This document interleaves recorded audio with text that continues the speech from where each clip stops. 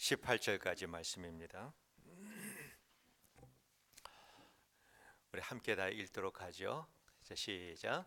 그러므로 이제는 여호와를 경외하며 온전함과 진실함으로 그를 섬기라. 너의 조상들이 강 저편과 애굽에서 섬기던 신들을 치워버리고 여호와만 섬기라. 만일 여호와를 섬기는 것이 너희에게 좋지 않게 보이거든 너희 조상들이 강 저쪽에서 섬기던 신들이든지 또는 너희가 거주하는 땅에 있는 아모리 족속의 신들이든지 너희가 섬길 자를 오늘 택하라. 오직 나와 내 집은 여호와를 섬기겠노라 하니 백성이 대답하여 이르되 우리가 결단코 여호와를 버리고 다른 신들을 섬기기를 하지 아니하오리니 이는 우리 하나님 여호와께서 친히 우리와 우리 조상들을 인도하여 애굽 땅 종되었던 집에서 올라오게 하시고 우리 목전에서 그 큰 이적들을 행하시고 우리가 행한 모든 길과 우리가 지나온 모든 백성들 중에서 우리를 보호하셨음이며 여호와께서 또 모든 백성들과 이 땅에 거주하던 아모리 족속을 우리 앞에서 쫓아내셨음이라. 그러므로 우리도 여호와를 섬기리니 그는 우리 하나님이시니이다 하니라. 오케이. 오늘은 트랜슬레이션도 없고 그런데 뉴스가 오늘 영어를 못하는 아니 한국말을 못하는 뉴스가 별로 없어요. You are not used yet. No, I'm kidding. Okay, Timmy, you may go sit by your mom. Yeah, so she will translate. Yeah. Yeah. 자, 오늘은 이제 프리스쿨을 마친 아이들이 CM으로 가고 CM을 마친 아이들이 유스로 가고 이런 아이들 이제 졸업을 기념하면서 졸업 축하 예배로 드리는 주일입니다. 주님께서 우리 졸업하는 아이들을 축복해 주셔서 그 아이들의 영적인 눈이 밝아지고 그래서 정말 아이들 눈에도 세상이 하나님의 임재로 가득한 것을 알 수 있게 되고 또 평생 우리 아이들이 하나님의 인도하심과 도우심을 받으며 살아가는 믿음의 아이들이 될 수 있도록 하나님께서 축복해 주시기를 진심으로 원합니다. 우리는 배우는 것을 멈추지 말아야 합니다. 손에서 책을 내려놓지 말고 살아야 합니다. 늙는 사람은 어떤 사람인가? 나이가 많은 사람이 늙는 사람이 아니라 배우기를 멈추는 사람이 늙는 사람입니다. 얼마 전에 연세가 아주 많으신 한 분과 대화를 한 적이 있습니다. 그런데 이제 그분은 세상적으로나 신앙적으로나 참 많은 것을 가지고 계신 분인데 대화하면서 조금은 참 아쉽고 좀 섭섭한 그러한 그 마음이 들었습니다. 연세가 들어가면서 자기 자신에 대한 그 자부심이 강해지고 내가 아는 것이 이것이 유일하게 맞는 거다. 이렇게 주장하시는 거가 예전과는 좀 다르게 느껴지는 이러한 마음을 받았습니다. 그래서 사람이 늙는다라고 하는 것은 배움이 끊어질 때부터 그리고 더 이상 채우고 발전하는 것을 느끼지 못할 때 이런 데서 도전을 받지 못할 때 그것이 늙는 것이 아닌가 이런 생각이 듭니다. 우리가 배움을 통해서 많이 하나님을 알게 되기를 원합니다. 하나님을 깊이 알게 되기를 원합니다. 또 오늘 하나님의 말씀을 요만큼 알고 있다면은 배움을 통해서 하나님에 대해서 알에 대한 지식과 깨우침이 더 커지기를 원합니다. 확장되기를 원합니다. 또 하나님의 말씀을 배움으로 인해서 우리가 살아가는데 삶 속에서 자유함을 누리는 그 영역이 정말 많이 확장되기를 진심으로 원합니다. 또 매일의 삶 속에서 우리가 많이 배우면서 하나님의 역사가 이렇게도 섬세했는가, 하나님이 이렇게도 간섭을 하시는가, 이러한 것들을 우리가 감탄할 수 있을 만큼 하나님의 말씀을 많이 배울 수 있게 되기를 주의 이름으로 축원드립니다. 본문은 여호수아가 나이가 많이 들어서 죽음을 이제 목전에 두고 그의 신앙의 결단을 한 내용입니다. 여호수아는 우리가 알다시피 파란만장한 인생을 산 사람입니다. 애굽에서 히브리 노예로 태어났고 또 노예로 자라고 그렇게 살다가 출애굽을 하면서부터는 모세의 보좌관이 되어서 일평생 모세가 사는 동안에 모세를 모셨습니다. 여호수아는 가나안 땅이 하나님께서 허락하신 땅이고 약속하신 땅이다라고 하는 이 사실에 대해서 한 번도 흔들리지 않았던 사람이다. 우리가 알고 있죠. 그리고 마침내 그곳에 이스라엘 백성들과 함께 들어가서 가나안의 7족속을 다 몰아내고 이스라엘 국가를 세웠습니다. 그렇게 살다가 여호수아가 이제 나이가 많이 들어서 죽음을 목전에 두고 이스라엘의 모든 지도자들을 다 세겜으로 모았습니다. 지도자들을 세겜으로 모았다라고 하는 것은 온 이스라엘 백성들을 다 모았다라고 하는 말과 같은 말입니다. 그래서 이제 여호수아는 이스라엘의 민족의 시작인 아브라함으로부터 시작을 해서 가나안 땅에 입성할 때까지 하나님께서 이 백성을 위해서 어떻게 하셨는가라고 하는 것을 신명기 마지막에서 잘 설명하고 있습니다. 하나님은 갈대아 우르에서 조상 대대로 우상을 섬기며 살던 이 아브라함을 불러서 가나안 땅으로 인도하셨습니다. 가나안 땅에 도착한 후에 하늘의 어느 날 하늘의 별이 정말 많았던 그러한 날이었던 것 같습니다. 그때 하나님께서는 천막 안에 있는 아브라함을 불러서 바깥으로 불러내셨습니다. 아브라함아, 저 하늘에 그 많은 별들을 셀 수 있겠니? 아니요, 하나님, 세계는 너무나 많습니다. 아브라함아, 내가 이 땅을 너에게 주고 또 저 하늘에 있는 수많은 별과 같이 많은 자손들을 내가 너에게 줄게라고 약속을 하셨습니다. 그 당시에 아브라함은 나이가 많이 들었지만은 그래도 그런데 그 수많은 별과 같은 자녀를 기대할 만한 상황은 아니죠.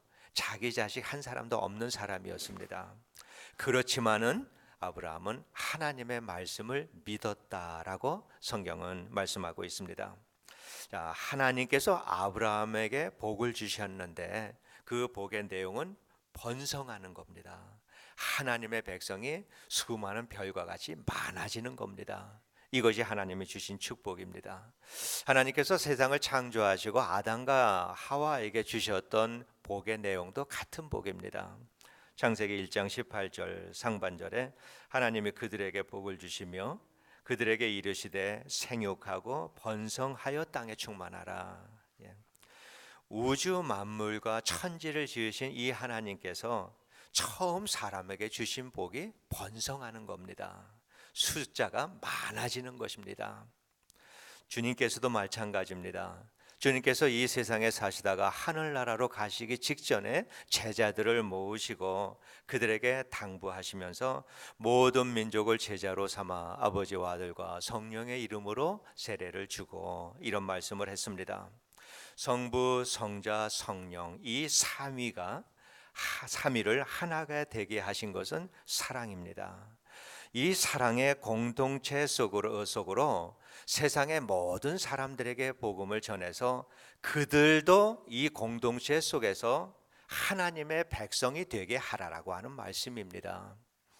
하나님의 축복은 그렇게 하나님의 나라를 번성시키는 것, 이것이 하나님의 축복이고 우리가 그리스도인으로 살아가면서 그 일을 충분하게 감당할 수 있도록 하나님께서는 우리가 구하는 모든 것들을 다 주시겠다라고 약속을 하셨습니다. 그래서 성경 전체의 이야기는 하나님께서 자기 백성을 회복시키시고 또 번성하게 하는 일에 대한 기록이다. 이렇게도 우리가 정리할 수 있습니다. 성경의 그러한 그 궁극적인 목적을 우리가 분명히 이해를 하고 성경을 읽을 때 성경이 창세기에서부터 요한계시록까지 정말 쭉 통해서 우리가 이해를 하고 해석을 할 수가 있습니다. 성경에는 위대한 신앙인들의 이야기가 많이 나옵니다. 홍수 심판에서 살아남은 노아의 이야기, 또 믿음의 조상 아브라함, 하나님의 축복이 아니면 나는 못 삽니다. 이렇게 축복에 집착하고 살았던 야곱, 애굽에서 총리가 된 요셉, 또 출애굽의 영웅 모세, 또 첫 대제사장 아론, 오늘 본문에 나오는 여호수아, 그 외에도 이 성경 전체에서는 많은 신앙인들의 이야기가 나옵니다. 그런데 그 이상한 점은 성경은 그들의 삶에 대해서는 참 자세하게 말씀을 합니다. 그렇지만은 그들의 죽음에 대해서는 별로 말씀을 하고 있지 않다라고 하는 것이죠. 그저 몇 살에 죽었다 이런 정도. 그 훌륭한 그 믿음의 삶을 살았던 아브라함이 죽었을 때 한 줄. 그래도 구약에서는 그나마라도 있는데 신약에서는 그것조차도 없습니다. 제자들과 사도들의 삶 어떻게 살았는가라고 하는 것은 자세히 나오는데 그들이 어떻게 죽음을 맞이했는가라고 하는 것에 대해서는 성경에 기록이 없습니다. 왜 그럴까요? 그것은 그리스도인의 삶의 목적과 의미와 이 생명의 가치는 그들이 어떻게 태어나고 어떻게 죽었는가에 있는 것이 아니라 그들의 삶을 통해서 하나님의 백성들이 번성하는 일에 있다라고 하는 것입니다. 그렇기 때문에 그들의 죽음에 대해서는 성경은 침묵하고 있는 거죠. 그런 인생에 대해서 여러분은 어떻게 생각을 하세요? 내가 세상에 태어나고 세상에 살아가면서 내가 즐기고 내가 행복하고 만족하며 살아가는 것이 아니라 내 인생의 목적은 다른 사람들에게 복음을 전해서 그들로 하여금 하나님의 백성 되게 하는 것. 그래서 더 많은 사람들을 하나님께로 인도하는 것이 내 인생을 살아가는 목적이다. 여기에 대해서 여러분 어떻게 생각을 하세요? 참 재미없는 인생이다. 매력 없는 인생이다. 한 번밖에 살 기회가 없는 인생인데 꼭 그렇게만 살아야 되는가? 조금은 허무하게 생각이 들지는 않는지 모르겠습니다. 여러분 하나님에 대해서 하나님은 어떤 분이다라고 생각을 하느냐 물으면은 다양하게 대답을 하실 거예요. 하나님은 우리를 사랑하시는 분이다. 구원하시는 분이다. 또 심판하시는 분이다. 우주 만물을 창조하시는 분이다. 우리와 지금도 함께 하시고 전지전능하신 하나님이다. 우리는 다양하게 하나님에 대해서 말을 할 수 있습니다. 그런데 그런 하나님에 대해서 이해는 하고 있지만은 정말 그 하나님이 우리들의 삶 속에서 역동적인 역할을 하는 그 하나님인가? 그 하나님이 내 삶을 다이내믹하게 만드는 그러한 하나님이신가? 나를 기대하게 하고 신이 나게 하고 정말 무엇이 하나님의 역사가 나를 통해서 일어나게 될 것인가? 호기심을 갖게 할 만한 그러한 하나님이 하나님인가? 그러한 하나님을 우리가 경험하고 이해하고 인식하고 살아가는 성도님들은 많지 않은 것 같습니다. 우리가 어떤 사람을 판단을 할 때 그 사람이 어떤 사람인가, 이거는 그 사람이 하는 말이나 행동이나 그 사람이 남긴 업적이 있다면은 그러한 일들을 통해서 이 사람은 이런 분이구나 이렇게 짐작할 때 크게 틀리지 않죠. 하나님도 마찬가지라고 생각을 합니다. 하나님이 하신 그 일들을, 그 말씀들, 하신 일들, 이런 거를 우리가 생각하면은 하나님은 어떤 분이신가라고 하는 것을 우리가 짐작할 수 있습니다. 하나님께서는 온 세상 그 많은 나무를 만들어도 어느 하나 똑같이 만드시는 분이 아니십니다. 다 다릅니다. 온 세상 74억의 인구가 있어도 그 중에 똑같은 사람은 한 사람도 없습니다. 우리가 보기에는 비슷비슷한데 하나님께서는 개구리를 만들고 비슷하게 맹꽁이를 만들어 놨습니다. 다릅니다. 겨울에 내리는 눈의 입자를 현미경으로 보면 똑같은 입자가 하나도 없다라고 그럽니다. 하나님은 그런 분이십니다. 천둥 번개를 만드시고 온갖 생물과 동물을 만드신 분이고 태평양에 물을 채우고 물속에 물고기를 채우고 그것도 가지가지 모양으로 어떤 놈들은 우습게 생기고 어떤 놈들은 재밌게 생기고 참 다양하게 하나님께서는 만드셨습니다. 또 큰 물고기를 움직여서 요나가 배에서 점프할 때 떨어질 때 그거를 받아먹게 하나님께서는 그것도 만드시고 또 편안하게 제자들이 탄 배가 갈릴리 호수를 가는데 갑자기 이 물을 흔들어서 이 사람들이 하나님을 의지하게 하고 그들에게 믿음을 길러주게 하는, 참 하나님이 하시는 일은 대단히 다양하다, 창의력이 있다, 때로는 짓궂기도 하다. 다양한 하나님을 우리가 성경을 통해서 볼 수가 있습니다. 또한 우리 그 하나님은 그 예수님을 통해서 고통당하는 사람들과 함께 하시고 슬픔을 당한 사람들과 함께 우시는 하나님이다라고 하는 것도 알게 되고, 하나님은 하나님의 백성들이 돌아올 때 기쁨에 넘쳐서 춤추시는 하나님이다라고 하는 것도 성경을 통해서 알게 되고, 그리고 우리 같은 죄인들을 구하기 위해서 자기 아들의 손과 발에 못질을 할 수 있을 만한 그저 편안하고 지루한 이러한 하나님이 아니다라고 하는 거, 우리가 성경을 통해서 얼마든지 찾아볼 수 있습니다. 그런 하나님께서 아들을 죽여서까지 구원해 주신 우리들의 인생이 지루하고 고리타분하고 재미없게 만드셨을까? 아니요, 정말 그렇지 않습니다. 하나님은 우리가 그러한 인생을 살기를 전혀 원하시는 하나님이 아니십니다. 하나님은 우리가 하나님 안에서, 예수 그리스도 안에서 신나고 기쁘고 즐겁고 행복하고 이러한 삶을 살기를 원하십니다. 실제로 우리가 그러한 삶을 살아갈 수 있도록 하나님께서는 우리들의 삶의 모든 것을 다 주셨습니다. 그런데 왜 그렇게 못 사는가? 그것은 하나님의 뜻과 우리들의 뜻이 초점을 맞추지 못하고 살기 때문에 그렇다는 것이죠. 하나님이 우리의 삶에 대해, 우리 인생에 대한 기대하는 것과 우리가 하나님 안에서 살아가는 것에 대한 서로 초점이 맞지 않으니까 하나님이 우리를 통해서 보기 원하시는 정말 행복에 겨워하는 그러한 정말 하나님 안에 사니까 너무 좋다라고 하는 이것을 경험하는 것을 우리가 그걸 경험을 못하고 살아가는 것입니다. 또 그것을 이해한다 하더라도 그것을 붙들고 살 만한 확신과 믿음이 부족하니까 더 그것을 살아내지를 못합니다. 우리가 하나님과 같은 목적을 갖고 그 목적에 대해서 확신과 믿음을 가질 때 우리는 분명히 다른 차원의 믿음의 삶을 살게 될 것입니다. 마치 그저 어떤 성이 다 닫혀 있을 때는 우리가 성의 우중충한 벽들만 보고 거기에 대한 매력을 못 느끼고 지나다니는데, 어느 날 그 성이 조금 열려서 그 성 안에 있는 정말 아름답고 좋은 것들을 보고 결국 내가 이곳에 들어갈 것이다라고 하는 것을 알게 됐을 때 그것을 본 사람의 오늘의 삶은 분명히 달라질 것입니다. 이게 예수 믿는 사람입니다. 그것을 본 사람들은 또 이 하나님의 말씀에 대한 이해가 달라집니다. 기도가 달라질 수밖에 없습니다. 모든 것이 하나님의 지혜에 의지하게 되고 또 하나님이 하시는 것이 최선이다, 그게 옳은 거다, 이렇게 생각을 하고 눈에 보이는 것이 중요한 것이 아니라 나를 통해서 역사하시는 성령의 역사가 중요한 거다.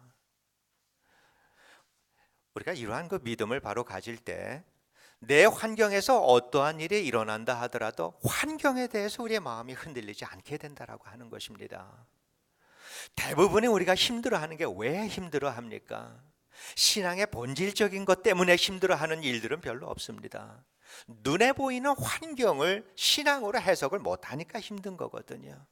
환경 때문에 힘든 거거든요.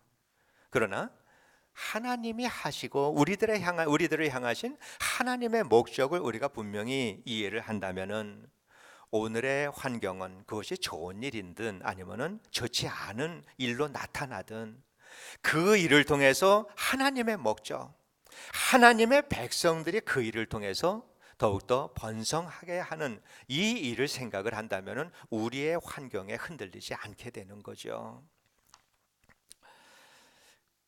그런데 우리가 하나님을 향한 그 하나님의 목적을 알고 또 그 믿음을 가지고 산다라고 해서 모든 일들이 평탄하게 잘 이루어진다면 얼마나 좋겠어요. 그러나 그렇지가 않죠. 사탄이라고 하는 존재가 있잖아요.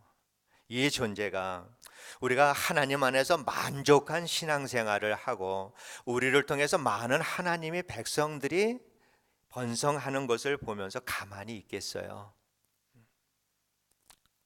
가만히 있지 않습니다. 우선 우리들의 삶을 공격을 합니다. 우리가 하나님께 집중하지 못하고 또 우리가 하나님으로부터 멀어지는 삶을 살아갈 수 있도록 하는 그러한 일들이 우리 환경에 얼마나 많이 있습니까? 컴퓨터, 전화기. 우리가 이러한 것들로 인해서 작은 정말 사소한 가치 없는 즐거움에 너무 많은 시간들을 뺏기고 있다라고 하는 거죠. 얼마나 많은 시간을 낭비하고 있습니까? 이렇게 쳐다보면서 얼마나 많은 시간들을 낭비하고 있어요. 하나님보다 더 사랑하는 것을 우상이다라고 우리가 말을 하는데, 그렇게 그것이 맞는 말이라면 우리는 우상 속에 푹 빠져서 살아가는 사람들이다, 이렇게밖에 표현이 안 되죠. 교회에서 하는 일이다라고 해서 이것이 다 거룩한 일인가? 성도들의 교제와 성도들의 관계다라고 해서 이것이 다 거룩한 일인가? 하나님의 목적이 상실된 그러한 그 모임과 하는 일들은 이것은 교회와 세상과 전혀 다를 바가 없습니다.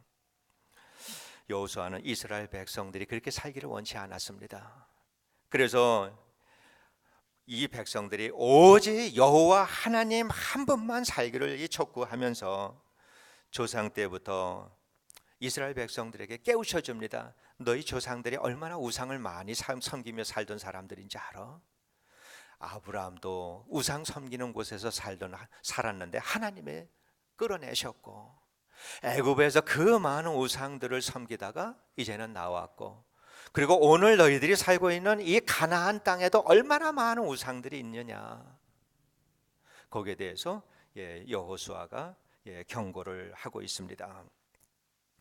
하나님께서는 아브라함 우르 땅에서 불러내시고 애굽에서 우상 속에서 살던 이스라엘 백성들을 불러내시고, 그리고 가나안 땅에서 우상을 섬기는 사람들, 이 사람들 속에 살던 이스라엘 백성들에게 경고를 하신 것입니다. 그래서 우상을 섬기는 백성들로부터 하나님의 백성을 분리시키는 것, 여호수아가 지금 이거를 하고 있는 것이죠. 그래서 섞여 살지 말고 하나님의 백성들은 하나님 백성답게 살아갈 수 있도록 이들을 분리해서 축복하시고, 그리고 사람들이 하나님의 백성은 하나님의 축복을 하심으로 이렇게 아름답게 산다라고 하는 것을 사람들이 볼 수 있게 하시고, 그 모습을 보면서 하나님을 믿고 섬기고자 하는 사람들이 하나님의 백성 되게 하는 것, 이렇게 하나님의 백성들을 번성하게 하는 일, 얼만큼 번성하게요? 세상의 온 백성들이 하나님의 백성 되기를 원하는 이 하나님께서는 그러한 비전을 가지고 이스라엘 백성들 우상을 섬기는 것으로부터 구별시키는 것, 이것이 하나님께서 이스라엘 백성들에게 원하는 삶입니다. 여호수아는 이 백성들에게 너희가 섬길 자를 택하라, 결단을 촉구합니다. 그리고 여호수아는 모든 사람들이 다른 우상을 섬길지라도 오직 나와 내 집은 여호와를 섬기겠노라 선언합니다. 그 말은 너희들이 어떻게 하든 상관이 없어, 나는 오직 나와 내 집은 여호와를 섬길 거야, 이 말이 아니죠. 너희들이 이스라엘 백성들아 모든 우상을 버리고 하나님만을 섬겨라, 강한 그들에게 주시는 당부의 말입니다. 이사야서 2장 2절에 말일에 여호와의 전에 산이 모든 산 꼭대기에 굳게 설 것이요 모든 작은 산 위에 뛰어나리니 만방이 그리로 모여들 것이라, 이렇게 말씀을 합니다. 이스라엘 백성들에게 향하신 하나님의 뜻이 그것입니다. 온 세상 모든 사람들이 여호와의 전을 향하여서 올라가 하나님의 백성이 되어서 하나님을 예배하는 백성 되게 하는 것, 이것이 하나님의 비전입니다. 하나님께서는 우리를 택하시고 우리를 구원하신 목적도 그와 전혀 다른 것이 없습니다. 똑같습니다. 우리를 통해서 많은 사람들이 교회로 몰려오기를 원합니다. 우리를 통해서 하나님의 백성이 되기를 원하십니다. 이것이 하나님이 원하시는 바입니다. 그래서 그 일을 위해서 세상에서 우리가 살아갈 때 그 일을 위해서 필요한 모든 것을 다 하나님께 구하면 들어주신다라고 하는 것입니다. 우리의 다르게 표현한다면은 우리의 기도의 모든 간구의 내용들은 바로 하나님의 백성들을 번성하게 하는 그 일을 위해서만 구하라라고 하는 말씀입니다. 같은 말입니다. 이것이 기도의 내용이 되어야 합니다. 그러면은 하나님께서 다 주신다고 그랬습니다. 때로는 물질을 풍족하게 주시기도 합니다. 때로는 기적적으로 병을 낫게 해 주시기도 합니다. 그러나 때로는 물질을 가져가 버리시기도 합니다. 때로는 큰 병에 걸리게도 합니다. 예수를 믿지 않는 사람들, 믿음이 연약한 사람들보다 더 어려움을 당하는 성도들 얼마든지 볼 수 있습니다. 그러나 오늘 우리가 살아가는 환경, 어떠한 일을 만난다 하더라도 우리는 내 환경을 바라보면서 왜 이럴까? 이것을 우리가 생각할 것이 아니라 나를 향하신 하나님의 뜻을, 궁극적인 뜻을 우리가 기억해야 합니다. 모든 민족을 제자로 삼아서 하나님의 백성 되게 하는 것, 이 일을 위해서 우리를 불러주신 거거든요. 그러니 오늘 내가 어떠한 삶을 산다 하더라도 내 인생의 목적에는 변함이 없는 것입니다. 나를 통해서 하나님의 백성이 번성하는 것, 하나님의 나라가 번성하는 것, 여기에 흔들리지 않는다라고 할 때, 흔들리지 않기 위해서는 우리는 하나님의 궁극적인 목적을 분명히 이해하고 살아야 합니다. 그럴 때 환경에 관계없이 우리는 행복할 수 있습니다. 그렇게 사는 것이 행복한 것입니다. 그래서 인생이 무엇을 위해서 살아야 하고 내 인생의 정점에는 무엇이 있고 그 이후에 어떤 삶이 나에게 주어진다라고 하는 것을 분명히 이해하고 사는 사람, 이 사람이 정말 행복한 사람입니다.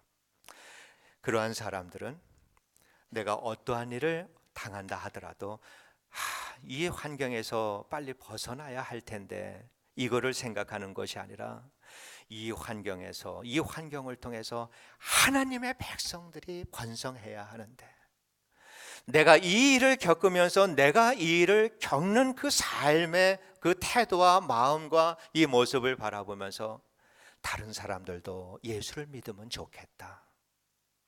내 고난과 고통과 어려운 환경에 대한 이해와 해석이 완전히 달라지는 것입니다. 이게 예수를 믿는 것이지요. 어떤 환경에서도 우리는 흔들리지 말고 살아야 합니다.